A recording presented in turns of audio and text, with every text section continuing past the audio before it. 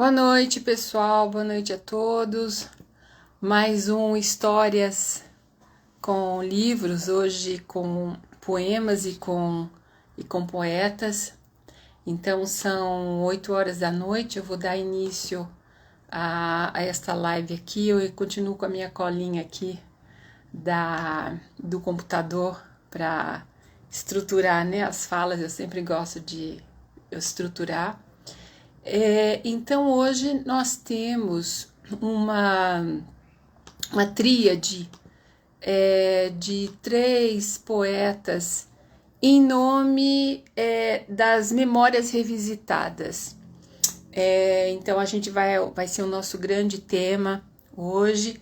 Boa noite, Henrique, boa noite. Grande prazer tê-lo aqui comigo hoje, essa noite. Então eu vou começar a falar do tema da... Boa noite, Newton, o outro poeta também de quem eu vou falar aqui essa noite. E o tema é sobre a memória, as memórias revisitadas. Esses 3 poetas que eu escolhi, que eu acolhi, eles revisitam as suas memórias a partir de experiências muito distintas. Boa noite, Genilda. E é interessante porque é um tema também que conversa comigo, é um tema também que eu tenho na minha produção, e revisitar a memória é sempre um exercício frutífero, a meu ver. Então eu vou falar, antes de começar, rapidamente dos meus próprios livros. Boa noite, pessoal.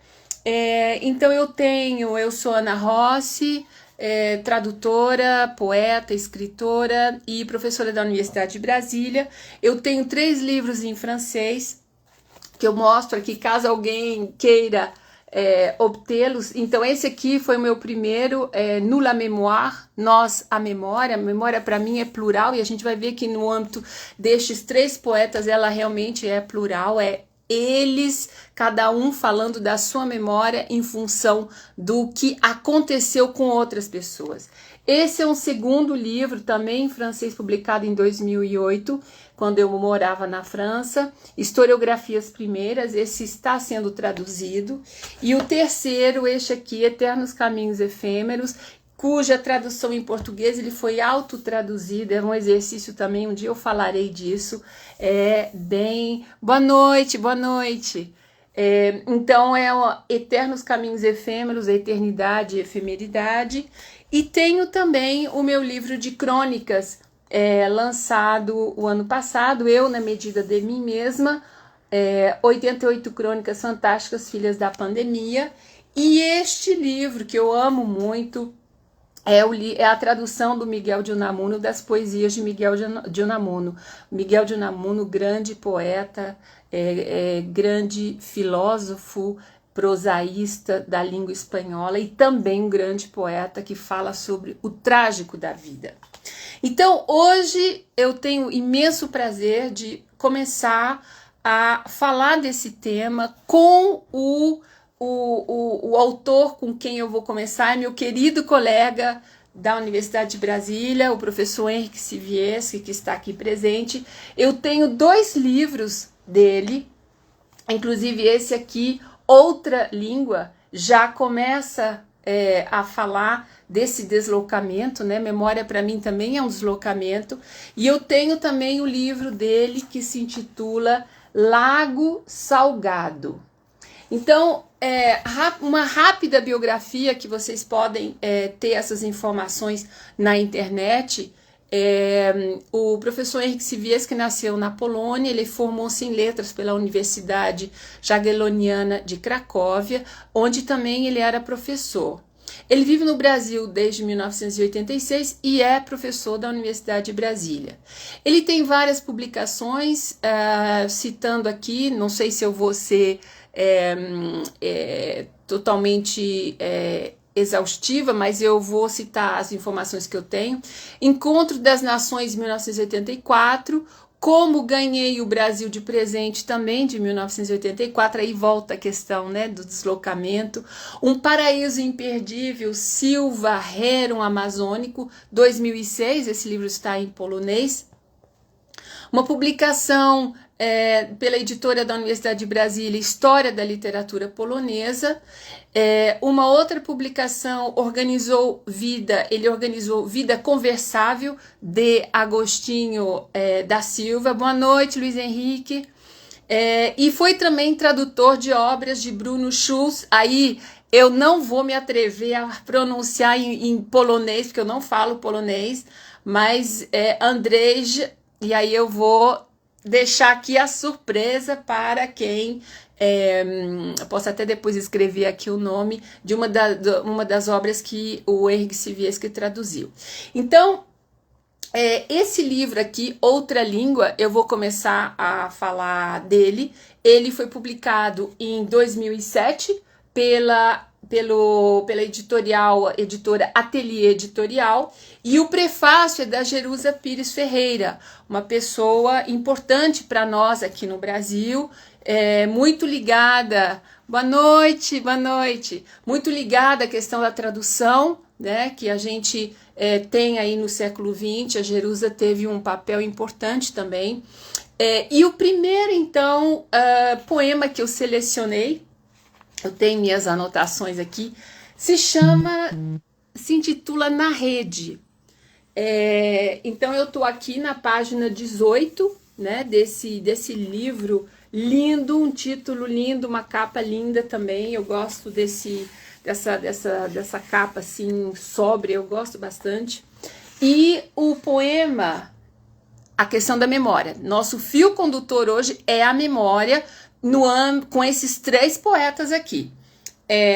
Então, lembrando, estamos aqui na live. Hoje eu vou falar sobre o tema das memórias revisitadas com 3 poetas, cuja produção eu acho assim, muito interessante, que me inspira muito, porque as memórias é um tema também que conversa comigo. Então, a gente está começando aqui pelo Henryk Siwierski, depois iremos ao Milton Venâncio e Oleg Almeida. Então, Na Rede. Quero ficar um pouco neste poema, agora que a tempestade destrói as redes que as aranhas teceram toda a tarde aqui no mangueiral. Entro em uma rede bem mais resistente ao mau tempo. Este poema aberto ao sol e à chuva, à noite e aos outros refugiados do dia e da lei, do mercado e da selva. Entro para respirar o ozônio e pensar que esta pode ser a hora de não pensar em nada, de ficar apenas um pouco neste tecido. Então, é o poema de Henryk Siwierski, Na Rede. E aqui a gente vê o que o poeta deseja, né? Esse eu quero, ele omitiu aqui o pronome, mas quero ficar um pouco neste poema. Ele fala do dia, da noite, dos refugiados, da respiração do ar, do ozônio, e não pensar em nada. Então isso para mim também remete a memórias, as memórias que a gente alcança, aquelas que a gente não consegue alcançar, mas que nos pertencem, que fazem parte da gente.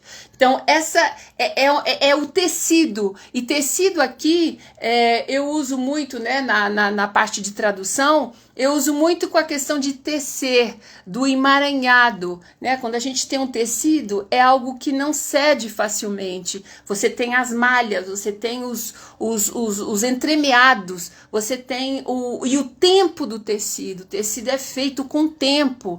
Quanto mais o tecido é grande, é robusto, mais tempo precisa, às vezes várias camadas, né? As memórias também têm várias camadas, ou podem ter várias camadas, caso a gente queira conversar com elas, né? E entender um pouquinho como é que elas nos constroem também. Então, esse poema, para mim, ele fala desse movimento da memória que a gente tenta alcançar de alguma maneira. Sim, então, sim, o Nirton tem a alma asepsiada pelas águas do Sagrado Poti. Sim, eu selecionei alguns trechos do poema que eu considero o grande poema dele, né? Que está nesse livro aqui, que se chama Trem da Memória, que eu vou falar daqui a pouco. O segundo poema também com esse tecido, é o mesmo tecer e é o mesmo a mesma relação que vai construindo a narrativa e a ligação entre os poemas. E aqui é algo bem brasileiro, né? Marajó. A gente poderia esperar, poxa, vamos falar de algo mais exótico. Não, Marajó. Então, o que ele, o poeta que veio de tão longe, falou de Marajó, ou escreveu nesse poema intitulado Marajó. Isso aqui é na página 29. Esse livro realmente é um verdadeiro biju. Eu aconselho vocês a lerem e a acessarem essa poesia que fala dessas memórias, dessa sinestesia também, né, com vários sentidos. Isso também é visível nos demais poetas, no Nirton, essa sinestesia, onde você sente, você vê, você quase apalpa, né, é algo físico. Então, Marajó, para vocês. Essa terra veio de longe, exilada em alto mar, apitos de barcos, salgado doce, popopó tucupi, popopó tacacá. As palavras têm história e a história não tem palavras. O rio é que mais ordena, dispensa a eternidade, dispensa a madeira, carimbó, ó carimbó. A salvação vem do búfalo, o leite da onça, a política do açaí, da argila, imigrante nato. Então, na minha leitura aqui, esse Marajó, né, que é algo tão, embora muitos brasileiros não conheçam, ela é vista por esses olhos que vêm de longe, por esses olhos que vêm de outros lugares, desses outros lugares, e aos poucos esse lugar aqui, é por isso que é muito bonito esse livro, porque ele mostra como é que o lugar do outro, Maíra, querida, boa noite, como é que esse lugar que é do outro vai ficando meu, eu vou me apropriando desse lugar, esse lugar que a priori parece tão distante, que parece tão estranho, com seu clima, com suas coisas, com sua gente, ele vai virando meu, à medida que a gente fica nele, e que a gente, em que a gente assume esse lugar, aí vem as palavras desse lugar. Então, esse poema Marajó também conversa muito comigo, esse imigrante nato. Será que tem um imigrante nato? É quase um oxímoro, né? O Fernando Pessoa gosta muito de oxímoro, aquela contradição, aquela oposição que tá ali nas palavras, né? Uma quase negando a outra. O imigrante, ele é nato? Como é assim? Então eu me mudo, eu tô o tempo todo andando, caminhando, e então é a interrogação que fica, pelo menos para mim. E o terceiro poema se intitula Américas. É um pouco também nessa questão do olhar do outro chegando aqui. Américas, onde os paralelos da utopia e os medianos se cruzam, cruz credo. E todos somos cadinhos e mimosas, cogito ergo. Somos todos caniço e presa e adubo e voz, do novo hétero mundo, antiga ortodox. Esse poema também, a maneira como ele olha esse continente que está no plural, não é a América, são as Américas, essa pluralidade também que nos representa, da qual nós fazemos parte. Então, e todos somos cadinhos e mimosas, cogito ergo. Então, é esse novo mundo, um mundo novo, um novo mundo, antiga orto, e aí ele separa, ortodox. E quando ele fala do dox, ele coloca num verso separado. Então, aqui também esse olhar de quem chega, mas que hoje conhece bem. Então, a minha hipótese aqui é que esse poema foi escrito não apenas na chegada, ele foi escrito bastante depois. Essa é a hipótese que eu faço, viu, Henrique, que está nos assistindo aqui. E sempre essa questão de olhar o outro e entender o outro, mesmo que a gente não entenda tudo. E a memória é isso. Será também que a gente entende todas as nossas memórias, tudo aquilo que nos constitui e que a gente guarda aqui preciosamente, né? E o último poema também, claro, o Henrique também é tradutor. Como traduzir, esse está na página 43, como traduzir João Cabral. Como traduzir João Cabral para uma língua sem canavial, sem textura de rede, sem sertão, sem mangas, mangabas, mamões, sem sol que leva 2 sóis. Como se pode traduzir a sede? Como se pode trasladar os mortos derramados no chão e decifrar palavras rebuçadas de pedra? Como traduzir João Cabral para uma língua sem canavial, uma trilha sonora do outro coração? Como traduzir João Cabral para uma língua sem canavial, que é a língua da onde ele inicialmente, onde ele cresceu, ele entendeu o mundo a partir dessa língua, que no caso dele é o polonês. Então, como traduzir, né? E aí fica a indagação para quem traduz, é uma real indagação. Como é que eu vou traduzir os campos, a cor do sol da Espanha? Eu estou pensando na tradução que eu fiz agora do Miguel de Unamuno, se eu não tenho noção do que é isso. Então, é uma questão da tradução, que cada um vai resolvendo da maneira como pode, mas, no entanto, a pergunta fica. Então, esse é um livro lindíssimo do Henryk Siwierski, Outra Língua.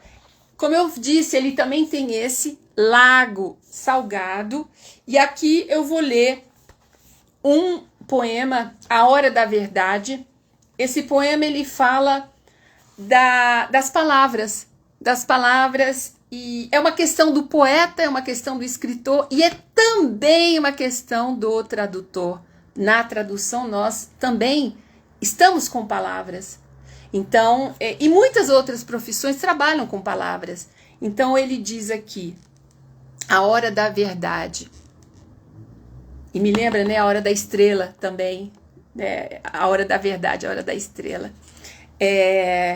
Sim, eu estou vendo aqui, o Ismar Lemes, exato, bem lembrado. Escrevo tudo aquilo que cosmicamente me cai, em sonhos decifrei o cânone, Haikai. Exatamente.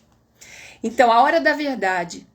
Eu também já brinquei com palavras e elas brincam com a gente, polissêmicas, intraduzíveis, convidam para o jogo como se chamassem as grandes descobertas.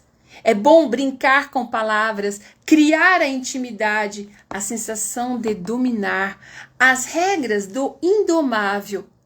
Mas chega a hora em que a gente enjoa do jogo, a hora da verdade. E o que interessa é a verdade mesmo, pura ou não. Então, que hora da verdade é essa?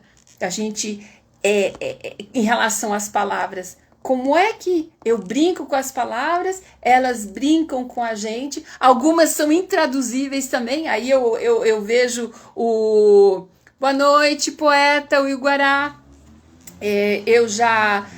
a gente... Na tradução, a gente é confrontado a isso, né? A intraduzibilidade é uma questão também da tradução. A polissemia, como é que isso... Boa noite. Como é que isso reflete no nosso trabalho de tradução? Então, é bom brincar, mas chega uma hora que é a hora da verdade. Aí é a hora, não da estrela, mas da tradução, né? Da tradutora ou do tradutor. A gente tem que dar uma resposta. E esse é uma questão bem crucial para quem traduz. E também para quem escreve poesia e também para quem escreve romance, porque é aquilo que vai tecer aquele tecido. Então a gente tem essa questão com as palavras, a relação com as palavras, que palavras eu posso intercambiar aqui, tendo em vista a economia do todo, a economia do texto, a inteligibilidade do texto. Como é que fica isso? A hora da verdade. Então esse foi o poeta Henryk Siwierski, aqui, Lago Salgado. Agradeço muito sua presença, Henryk, muito mesmo. E aqui vamos então ao segundo poeta da noite, também com esse tema da memória, Nirton Venâncio. Tive o prazer de conhecê-lo há pouco tempo atrás. E esse livro, para mim, ele conversou também muito comigo, porque ele me lembrou um outro grande poeta que eu admiro muito, que é o Ferreira Goulart, e o Poema Sujo, né? Esse grande poema lírico e sem fim que ele escreveu no exílio, estando em Buenos Aires, com uma saudade que rasgava o coração dele, e ele não podia voltar. Bom, vocês devem conhecer a história, até que ele voltou, Vinícius de Moraes ajudou a difundir o poema, enfim, teve problemas com a polícia, mas ele conseguiu voltar, e ele não é a canção do exílio, mas é algo que conversa muito comigo nesse sentido da memória também. E esse livro é um verdadeiro biju também.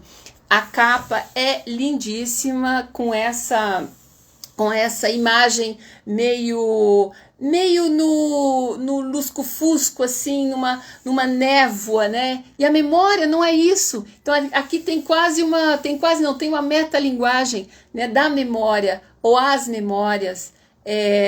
Às vezes é no singular, às vezes é no plural. E o título, né? Trem da memória. Então aqui tem um trem.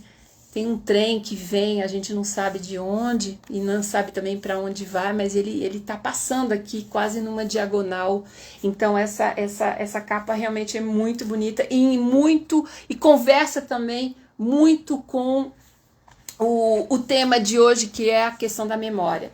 E aqui eu vou ler um pouquinho da biografia do Nirton. Aqui está nesse livro dele. Então, eu vou ler alguns trechinhos. Nasci em Crateus, sertão dos Inhamus, Ceará, numa manhã de fevereiro, dia 15, uma terça-feira, uma semana antes do último dia carnaval. A lua estava minguante. Enquanto eu crescia rumo à lua nova, me esquivava da folia que chegava no choro e no peito de minha mãe, que me guardava. Aprendi as letras e os números com madrinha Francisca e nunca apanhei de sua palmatória pendurada na parede. Cresci entre fiapos de pano das máquinas de costura de minha avó e tias-avós, que fizeram minhas primeiras roupas para usar nos retratos e na Praça da Matriz. Fui para Fortaleza aos 10 anos de idade. Morei numa casinha de 3 vãos entre o bairro Nossa Senhora das Graças e começo do Pirambu. Meu pai era operário da fábrica São Judas Tadeu, admirava Jango e tinha uma caligrafia muito bonita. Estudei no Liceu, no Monsenhor Hélio Campos, no João Pontes e cursei letras da Universidade Estadual do Ceará. Escrevi nos muros, em cadernos avante, em papel ao maço, na palma da mão. Escrevi cartas, me escondi nos diários, me expus nos cadernos literários dos jornais, em páginas de revistas. Publiquei livros de poesia. Sou professor de literatura e aprendo com quem me escuta. Ele também faz cinema, o Nirton, não é só literatura, não. Acho que os dois conversam também. Boa noite, Genilda. Boa noite. Obrigada. Então, aprendi cinema nos sets, escrevi roteiros e continuo, dirigi filmes e sou reincidente. É bom ser reincidente, né? Tá ali, reincidindo, voltando, insistindo o tempo todo. Sou professor de cinema e aprendo com quem me assiste. Não seria cineasta se não fosse antes poeta. É tudo. Tenho a idade que aparento. Eu quis ler todo esse texto porque ele é muito poético. Ele não é aquele texto, eu nasci em tal lugar assim, fiz isso. Não, ele é entremeado, eu não sei quem é que escreveu, mas ele já fala do poema, ele já fala do poeta nesse sentido poético também. E é algo que aí essa tipologia que a gente vê, isso aqui, o texto para você fazer uma biografia tem que ser escrito desse jeito. Essa tipologia textual, ela voa pelos ares. Boa noite nos bastidores. Ela voa pelos ares. Então, é algo que nos remete ao poema em si. Então, eu vou começar a fazer a leitura. Também selecionei aqui, li o livro, muito, muito bonito, muito, muito bem cuidado, muito bem pensado, muito bem graficamente, está muito bonito. Então, eu selecionei aqui, ainda no prefácio, porque justamente o prefácio fala muito, pega trechos do poema. Você mesmo escreveu, nossa, tá conversando então aí, Nirton, tá conversando. Então, no final da página 11, tá assim, eu achei isso muito bonito. Trem da Memória, né? Trem da Memória, o livro é o título do livro. Trem da Memória não é um livro de poesia para ser lido entre duas capas, mas uma biografia poética, vivida e amada, que continua para além de suas páginas, como confessa o poeta. Aí ele é o poema, né? Tá entre aspas e itálico. O que escrevo são incompletudes. O trem chegou à estação João Felipe e continua nos trilhos da minha vida. Então é a mesma, aquela identificação. A poesia não para, a poesia continua. E essas memórias, elas saem do papel, voltam pra gente, saem do papel, voltam pra gente. E é uma ciranda. É uma ciranda que a gente faz com essas palavras, né, polissêmicas do outro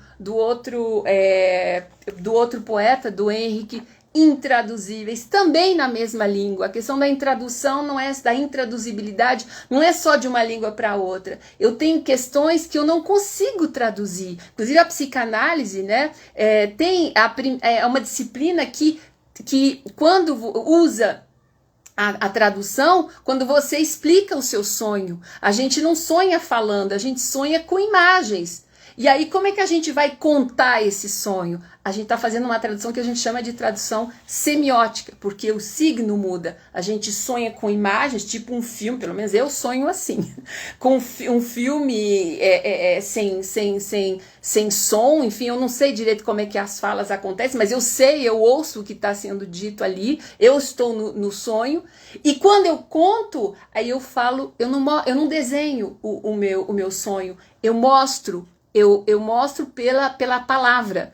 Então, aí eu mudo de signo, né? Eu passo da imagem para a palavra. Tradução também e tradução semiótica. Então, tanto a biografia do Nirton quanto o prefácio fala dessa memória que nos escapa e que são incompletudes. Eu achei essa palavra muito feliz, Nirton, muito feliz mesmo. Na página 32 também, eu não posso ler todo o poema aqui, porque a gente não teria tempo e não tem tempo, mas eu selecionei realmente umas passagens que eu quero comentar aqui. Então, o menino brincando, página 32. O menino brincando sumiu de vista, sem grito, sem aceno, rumo ao futuro distante, no mar da capital, onde este poema se acende e navega contra a corrente. Em que curva se perdeu a véspera de minha juventude, que desemboca crescida aqui, nos traços de meu corpo adulto. Em que trem embarcou o destino de minha cidade? Em que circo foram embora os personagens de todas as ruas? Em que rio se afogou a minha infância? Então, aqui também a gente vê a importância das palavras, dessas memórias que chegam para o poeta com palavras, quer dizer, que ele expressa aqui no livro, no poema, com palavras. E o Nietzsche, ele tem toda uma coisa assim muito gráfica, né? Eu acho isso muito legal. Ele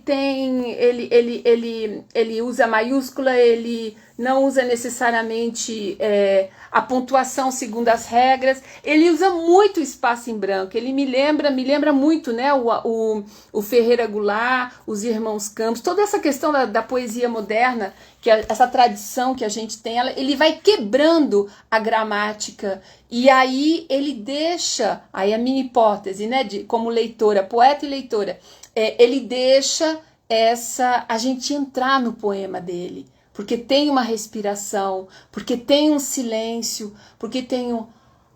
então ele tem a infância dele, mas eu também tenho a minha, como cada um de nós tem a sua, e é única, porque é nossa.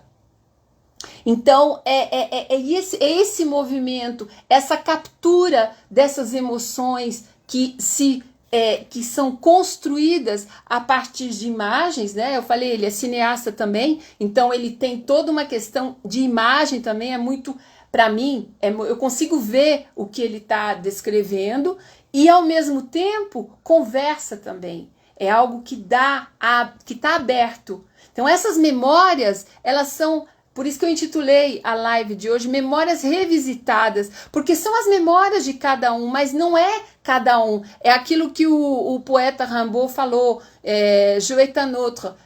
Eu é outra pessoa, não é o eu necessariamente, é o eu poético, é o eu lírico, é o eu da enunciação. E a gente vai entrando nisso. E é aí que se dá a magia da poesia, a magia da literatura, quando a gente... sem ter vivido as mesmas coisas que a pessoa, que o poeta, a reconstrução poética dele permite que a gente entre no poema. Fale, nossa, mas e a minha? Então, quando eu estava lendo o Nirton, como quando eu estava lendo o Henrique Sibiesky, eu pensei, em que rio? Na minha infância não teve rio, mas em que rio se afogou a minha infância? Porque a minha infância também, eu usaria também o verbo afogar por outras razões. Em que circo foram embora os personagens? E nisso cabe um mundo.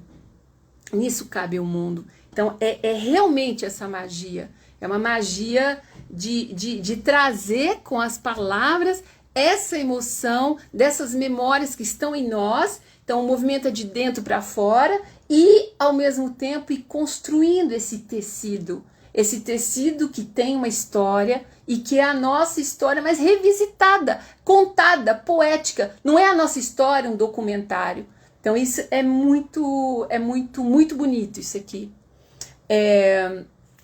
Eu selecionei, como eu disse, né? Eu quero mostrar uma coisa para vocês que eu achei, assim, divino. Eu gosto muito, realmente, do que a poesia, principalmente quer dizer, não só, mas a gente conhece aqui no Brasil como essas ousadias gramaticais dos Irmãos Campos. Isso aqui eu faço questão de mostrar, porque realmente a questão da tipografia, que está na página 46, ele abre o parênteses, vejam bem, ele abre, e ele fecha na página 57, isso aqui é dantesco, né? É muito bom. Então tem camadas de discurso e subdiscurso, como as memórias. Eu falei no início de camadas. Então, isso aqui, quando é que a gente abre o parênteses para fazer abrir e a gente fecha, né? O parênteses, normalmente a gente não vê o parênteses 3 páginas depois. Aqui, não só ele está várias páginas depois, mas ele está sozinho na página, tronando. Assim, é muito, muito, muito, muito legal. Muito legal. Realmente acho isso fantástico, essas ousadias poéticas que o poeta vai construindo na narrativa dele. Então aqui, lendo para vocês um outro trecho desse belíssimo poemário, né, Trem da Memória, do Nirton Venâncio, que está aqui entre nós, aqui na live, página 47. E começa assim, quer dizer, continua assim, né, porque continua, está em minúsculo. O menino, ainda meio sertão, no meio da capital. Verbo indicativo presente. Enfrento a estrada frágil, apenas com o escudo do corpo e uma história na pele. Resisto. Nos poros, o calor do sol de tantos nordestes para me garantir nos próximos frios de algum país futuro. A cidade, Fortaleza. A Senhora de Assunção em seu forte, Bárbara a chorar em sua cela, a Santa de Trás-os-Montes e a Revolucionária de Exu. O que é essa outra cidade, senão o meu berço desfeito em outras paredes? O que é essa distância, medida a olho e lágrima, senão o tamanho que me separa do riso e da dúvida? Magnifique, vou dizer em francês, magnifique, realmente muito bonito. Então, aqui novamente, memórias.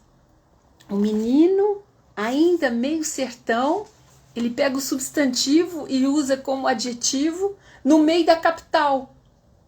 E aí ele usa aqui também, não sei se dá para ver, ele usa também os 2 pontos, realmente o uso da pontuação aqui, ó. Vou aproximar bastante aqui, ó. Verbo indicativo presente, ele usa os 2 pontos, aí ele deixa um espaço em branco. Então, para quem lê, eu estou sendo a leitora agora, como é que a gente lê para construir o sentido, né? Porque é essa questão, a gente lê para construir. Na minha visão, a gente lê para construir sentido. Então, como é que eu construo um sentido quando tem esses espaços em brancos, quando tem essa pontuação toda desregrada, com todas as aspas que vocês quiserem?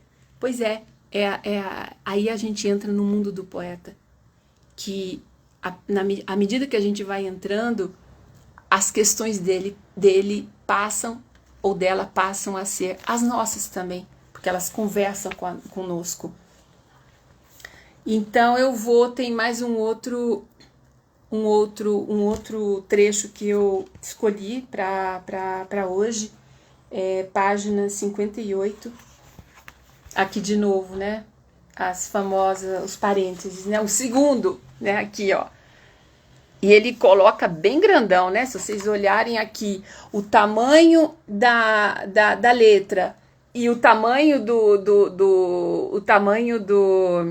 do parênteses é muito maior. Assim, é um parênteses, mas é um outro parênteses, né? Que inclusive está sozinho na página.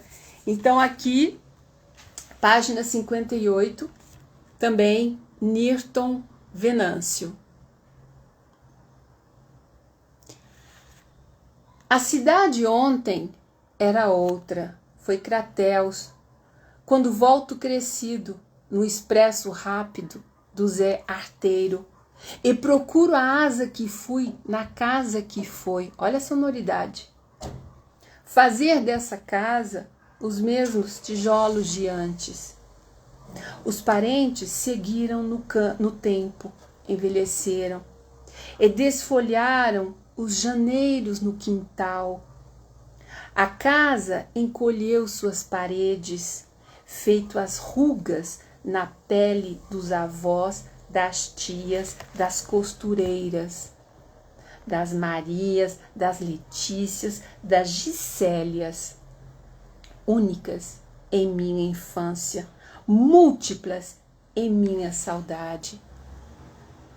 As paredes envelheceram no tempo, seguiram e encolheram os janeiros no quintal. A casa desfolhou seus parentes, feito a pele nas rugas das bisavós e outros vós e tantos nós. Tiarzinha, o corpo frágil da bisa no fundo da rede. Zebinha, a mão ágil do tio no fundo da oficina. Laurim, o rosto gil do primo no fundo do espelho. Fazer dessa casa os mesmos tijolos de ontem. Essa passagem é realmente lindíssima.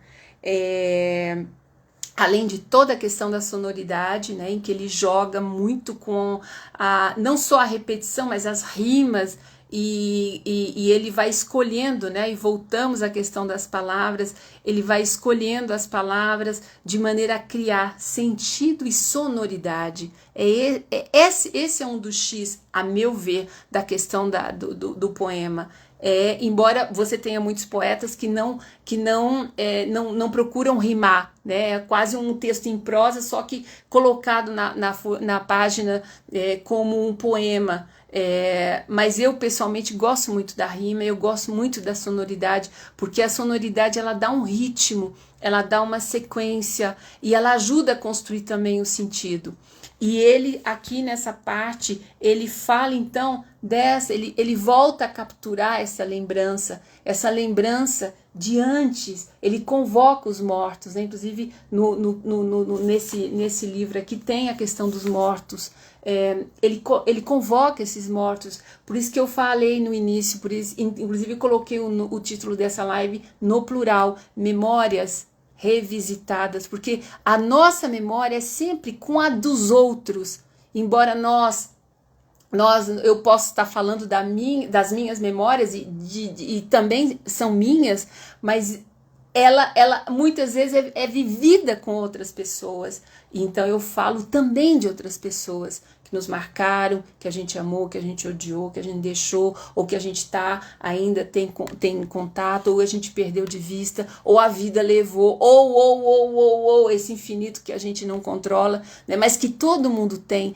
Então, essa questão aí é isso que faz com que, na leitura, eu consiga, embora não tenha nascido na mesma região que ele, não tenha tido a mesma experiência de vida que ele, eu e qualquer pessoa que leia atentamente o poema vai entender, porque temos bisavós, temos vós e temos também tantos nós, não é? Tantos nós, tantos nossos e tantos nós. Então essa convocação é uma convocação espacial, uma convocação histórica, é uma convocação de pele. Ele fala aqui também, né, na pele dos avós, essa pele que é transmitida, essa pele que nos habita. Tem um filme tô falando aqui de memória, tá, pessoal, do Almodóvar, La piel que nos habita, eu acho que é esse o título, fala da pele. Um outro poeta de Brasília lançou um livro recentemente, o Marcos Fabrício, também fala da pele. Então a pele, essa pele que é nossa e que traz tantas coisas, que é a mediação de muitas coisas nessa vida, pois essa pele também, ela traz essa memória ancestral, ela traz essas avós, essas bisavós, esses avós, esses bisavós, tudo isso ela traz também. Traz o calor do sol. Então, do Henrique Siviesky, como é que ele vai falar de Marajó, como é que ele vai traduzir João Cabral para um país onde não tem canavial, né? Então é isso, é a pele também, é a pele histórica que a gente tem também, que nos habita, embora a gente nem sempre saiba disso, mas ela nos habita. Então, esse livro realmente é um verdadeiro biju. E eu quero aqui, página 83, que aí temos mais um tempinho para falar do último poeta que eu selecionei para o dia de hoje, a noite de hoje, né? 83. Aí eu vou mostrar, porque realmente eu amo tipografia. E ele vocês veem como ele usa todo o espaço da página. Assim, ele tem realmente uma questão visual. Né? Aqui ele não tem problema de deixar em branco, ele ocupa, assim, tronando, né? Isso aqui. Então, esses 3 versos, com os parênteses, né? Vocês estão vendo aqui. Estou aproximando aqui. Página 83.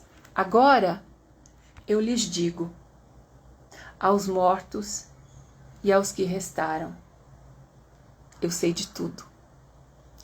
E aí a gente vira a página, aí tem nomes e nomes e nomes e nomes e nomes e nomes e nomes e nomes e nomes e nomes. E isso é justamente essa minha leitura, tá, pessoal? É a convocação, a memória, a nossa memória plural, a nossa memória. Ele fala do Rio Poti. Vou selecionar algumas aqui: a avó Maria, a tia Gisélia, a Casa das Rosas, a prefeita, o álbum de figurinhas, a escola normal, o colégio estadual, Regina, Oiticica, Carlos, farinha d'água, rapadura, aí vem tudo, vem essa sinestesia, exatamente, é um primor. Esse livro é muito bonito. E aí ele vai falando, Vanderlei, tia Florinha, Barroso, Rádio, Maria das Graças, Ferdinando, Ruth, Ana, Cecília, Demétrios, Flaubert. Então aí a gente, né, integra os outros na incompletude. E ele termina dizendo isso: o poema não acaba nunca. O poema não acaba nunca. O que escrevo são incompletudes. Então, realmente, muito bonito essa escrita do Nirton Venâncio. Recomendo realmente este livro aqui, Trem da Memória. E ele fala: a casa sempre foi poema, cada dia um verso, cada filho poeta. Tá aqui no final. Então, muito obrigada, Nirton, por ter escrito este belíssimo, belíssimo, belíssimo livro. E o terceiro poeta da nossa noite, o nome dele é Oleg Almeida. Acho que ele não está aqui conosco. Oleg Almeida. Ele é um poeta lusófono de origem eslava. Ele é formado em letras e pós-graduado em administração financeira. Ele também é tradutor e ele mudou para o Brasil em 2005. Ele escreve em português, como também o Henrique Siviesky, né? Seus versos escritos em português integram várias antologias da Câmara Brasileira de Jovens Escritores do Rio de Janeiro e de outras editoras brasileiras. E eles também são divulgados pela mídia eletrônica. Este livro que eu tenho é um livro, Memórias de um Hiperbóreo, 7 letras, das 7 letras de 2008. É também um primor. A escrita é completamente diferente, é uma escrita onde tem uma reflexão e ao mesmo tempo uma dor. Obrigada, Nirton. Eu realmente gostei muito. Foi, como eu falei, esse tema ele conversa muito comigo por várias razões. E esses livros e o seu foi realmente conversou muito comigo, porque eu já, como eu falei, né, orientei trabalhos de tradução durante vários anos. Então, quando eu comecei a ler, falei, nossa, isso aqui me lembra muito Ferreira Goulart. Eu conheço a história daquele poema, né? Mencionei alguns fatos aqui. Então, achei assim muito legal, muito bacana mesmo. Obrigada. Então, a escrita do Oleg, ela é menos sonora, mas ela também é muito poética. E aqui, nesse intuito da questão da memória revisitada, das memórias revisitadas, né, sempre no plural, eu vou ler também o poema nono. Ele colocou em algarismos romanos, né, não em árabes, mas em romanos, então é o nono. E vocês vão adivinhar de quem ele está falando. E é também uma outra abordagem. Eu achei uma coisa muito, muito sutil na dor dessa perda, porque é uma perda pela qual nós passamos. Então, não sei se é meu momento de vida atual, mas eu fiquei muito emocionada com esse poema. Então, nono. 9, né? Nono. No dia em que morreste, meu velho, ontem, no mês passado, há vários anos, o sol não parou de brilhar, nem os pássaros de soltarem trinos. Nenhuma fonte secou, nenhum navio foi ao pique. Mais uma alma humana partiu para onde cresciam, carentes de luz, os asfódelos. Nada mudou. Em contraste ao nosso luto, as uvas continuavam doces, os plátanos verdes, a brisa marítima carinhosa, mas tu não vivias. De capa branca, imaculada, e de sandálias pretas, que nunca usaras em vida, tu foste embora, seguindo o caminho que todos os homens igualaria nos seus direitos, o da eternidade. Lembras, meu velho, lembras como a gente brincava de esconde-esconde nos fundos da casa? Fingindo não me enxergar de perto, por entre os móveis perambulavas, enquanto eu, agachado atrás de um armário, pensava que não me vias. E quando gritavas, peguei o ladino, ei-lo aqui, gargalhávamos juntos. Eu, porque era pequeno e precisava ser encontrado no fim do jogo. Tu, por gostar de me ver alegre, meu velho. Lembras como fazias barquinhos de casca arbórea e velas, de folhas caídas ou pedacinhos de pano? Primeiro eras Ulisses a conduzir essa frota precária rumo a Ítaca. Boa noite, Jorge Amâncio. Em seguida, o furibundo cíclope que nela, de um alto rochedo, jogava pedras. Um charco, deixado no nosso quintal pela chuva, servia de mar, e 2 sopros unidos, o meu, infantil, e o teu, potente, representavam a gama dos ventos, da viração louvada por marinheiros à inimiga borrasca. Lembras, meu velho, como humilhas Homero em voz solene, sentado num tamborete, ali na varanda cingida por trepadeiras, onde a nossa família se reunia de praxe para comer uma boa sopa e discutir as notícias. Acompanhando o exâmetro majestoso com gestos bravos, de majestade tu mesmo te revestias, o teu cabelo argênteo, as faces rugosas e o nariz aquilino associavam-se para mim a um capacete de crista aguda. O torso, que 6 decênios haviam entorpecido, sem o tornar entre mentes mole, a uma couraça de ferro. As pernas cansadas, àquelas grevas, cujas pisadas permaneciam nas cinzas troianas. Grande guerreiro aposentado, tu tinha ares de testemunha das pugnas descritas e das proezas cuja imparidade me demonstravas. Com quem querias te parecer?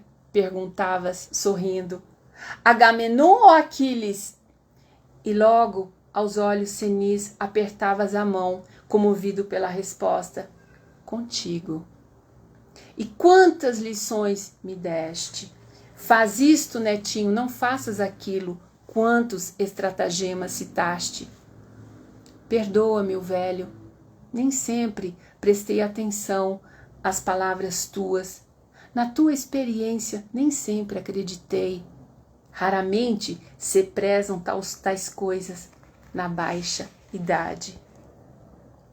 E aqui eu vou pular uma parte e eu vou para o final. Esse poema é muito, muito, muito, muito bonito.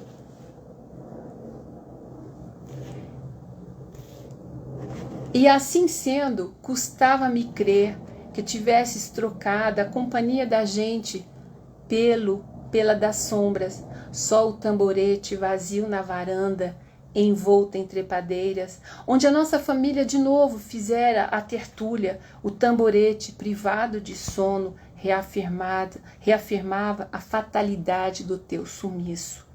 Eu não rezava, portanto, nem reclamava da injustiça divina. Tinha certeza de serem inúteis quaisquer orações e lamúrias banalizadas pela enormidade da dúplice perda. Dúplice, já que morrera em mim a criança, meu velho, no dia em que tu fostes, em que tu foras embora. Termina assim. Esse poema é muito lindo. Ele fala, né? Vocês perceberam do pai dele. Ele conta a vivência com a morte do pai. O que foi aquilo? É difícil falar da morte de alguém e principalmente de uma pessoa tão assim importante, né? Como pai, mãe, pessoas próximas que nos criaram, que nos educaram, que nos transmitiram coisas da pele, né? Que a gente carrega sem saber o que carregamos e às vezes entendemos um pouquinho com o passar do tempo, caso a gente queira entender. Então,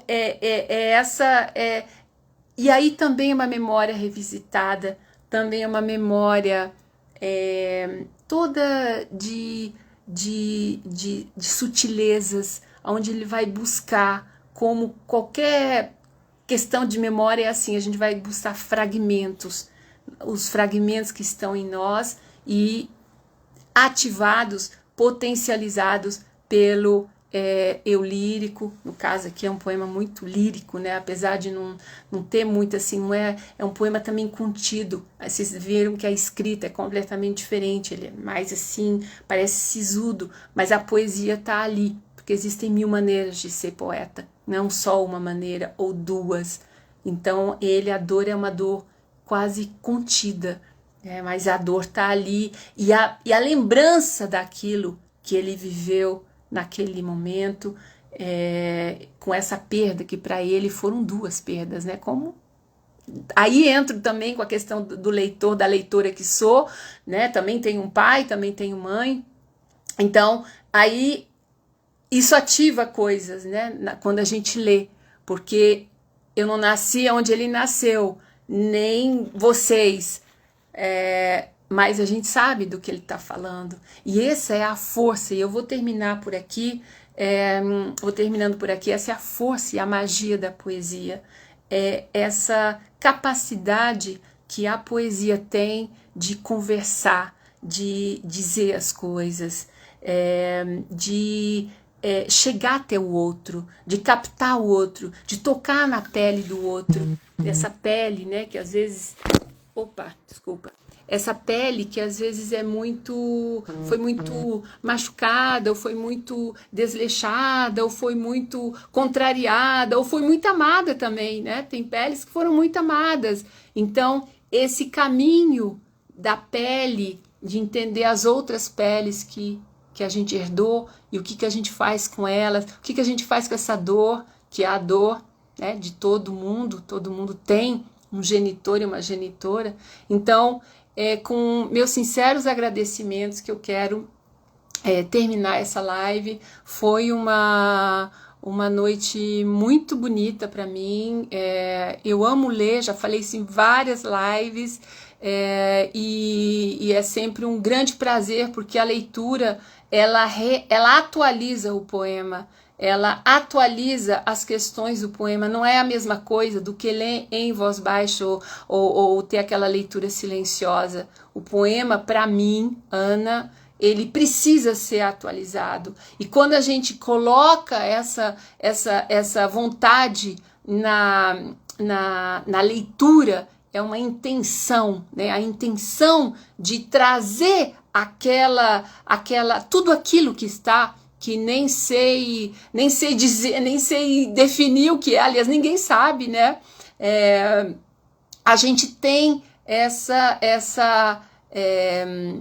a oralização, e a oralização ela ativa a sonoridade, o ritmo, o silêncio. Eu falei no card que eu postei, a cesura, né? A cesura é as divisões no que a gente chama de verso, né? É a linha, o verso é a linha. Então você tem as cesuras, e a cesura, como é que você para dar sentido, sendo que você não tem a pontuação. Então, como é que você... Então, você tem que entrar mais ainda no poema. Então, olha, um grande beijo para vocês. Agradeço a todos que estiveram aqui. Essa live vai ficar gravada. E sexta-feira voltamos novamente. Eu vou publicar nas redes sociais o nosso próximo encontro, que é sempre sexta-feira, às 20 horas, no Baiana Rossi. Boa noite. Tchau, tchau.